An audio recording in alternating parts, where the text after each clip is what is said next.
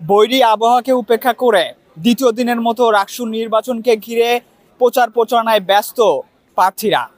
আমরা আমাদের সাথে আজকে রয়েছেন শিবিরের এজিএস পদপ্রার্থী সালমান সাব্বির ভাই, তার সাথে আমরা আজকে রাকসু নিয়ে আলোচনা করব।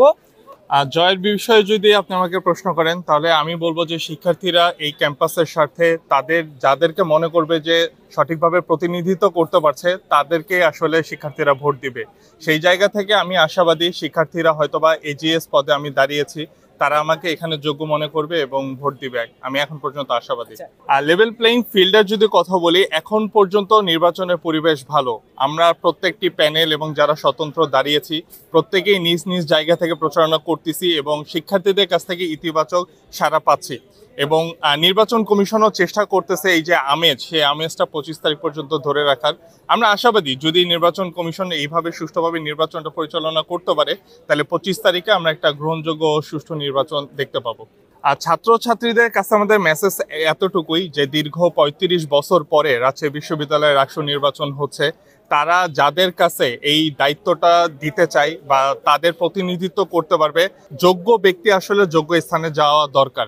সেই জায়গা থেকে আমরা তাদের প্রতি আহ্বান জানাবো যে তারা যাদেরকে মনে করবে যে তাদের প্রত্যেকটি যৌক্তিক দাবি আদায়ে কাজ করবে, শিক্ষার্থীরা তাদেরকে ভোট দিবে। আমি যে পদে নির্বাচন করছি সেই পদের দৃষ্টিকোণ থেকে যদি বলি যে একটা ক্যাম্পাস আসলে হওয়া দরকার সব ধরনের মানুষ, সব মতের মানুষের জন্য একটা ইনক্লুসিভ আমরা যেটাকে বলতে পারি, এ ধরনের একটা ক্যাম্পাস আমাদের হওয়া দরকার। তো সেই জায়গা থেকে একজন মানুষ যেমন চাইলেই তার সংস্কৃতি লালন করতে পারবে, একইভাবে কেউ যেন তার উপরে চাপাইয়ে দিতে না পারে, কেউ যেন তাকে বাধাগ্রস্ত না করতে না পারে, এই স্বাধীনতাটুকু সবার থাকা দরকার। তো সেই জায়গা থেকে আমরা চাই ব্যক্তিগতভাবে আমি বলি বা আমার প্যানেল বলুক, আমরা চাই যে সব ধরনের মানুষের সাংস্কৃতিক যে স্বাধীনতা সেটা আমরা নিশ্চিত করতে চাই এবং বিদেশি এবং বিশেষ করে ভারতীয় আধিপত্যবাদী যে সংস্কৃতি যেগুলো আমাদের জেনারেশনকে গ্রাস করছে, দেশপ্রেমকে নষ্ট করছে এবং আগামী দিনে আমাদের দেশকে একটা সাংস্কৃতিক ধ্বংসের দিকে এগিয়ে দিচ্ছে, সেইগুলো থেকে আমরা আমাদের দেশকে এবং আমাদের ক্যাম্পাসকে, জাতিকে যেন বাঁচিয়ে রাখতে পারি, সেই প্রত্যাশা নিয়ে আমরা কাজ করতে চাই। নির্বাচনী পরিবেশ অসাধারণ, আলহামদুলিল্লাহ এখনো পর্যন্ত সুষ্ঠু আছে।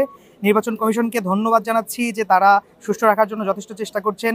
যারা প্রার্থিতা করছেন, আমাদের যারা সহযোদ্ধা, তাদেরকে বলছি, প্রতিদ্বন্দ্বীদেরকে বলছি যে আপনারা এখনো পর্যন্ত আলহামদুলিল্লাহ যথেষ্ট পরিমাণ সহযোগিতামূলক আচরণের মাধ্যমে নির্বাচনী পরিবেশটা বজায় রেখেছেন, আলহামদুলিল্লাহ। এটা যেন শেষ পর্যন্ত থাকে সেটাও আশা করি। আর ভোটারদের সারা একদম অভাবনীয়, রাকসুকে বা ছাত্র সংসদকে তারা অন করছেন, এই বিষয়টা আমরা উপলব্ধি করতে পারছি। গতকালকে আমাদের আপনারা জানেন যে আচরণ বিধিতে স্পষ্ট বলা আছে ক্লাসরুমে প্রচারণা করা যাবে না। সেই জায়গা থেকে ছাত্র দলের জিএস পদপ্রার্থী নাফিউল ইসলাম জীবন ভাই উনি ক্লাসরুমের প্রচারণা করেছেন বলে আমরা এখন পর্যন্ত মিডিয়াতে দেখতে পেয়েছি।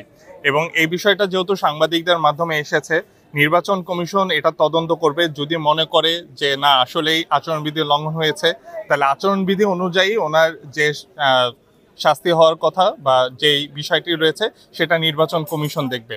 আমরা চাই যে প্রত্যেকটি প্যানেল, প্রত্যেকটি স্বতন্ত্র যারা দাঁড়িয়েছে প্রত্যেক আচরণবিধি মানি এবং সেই অনুযায়ী প্রচারণা চালাই।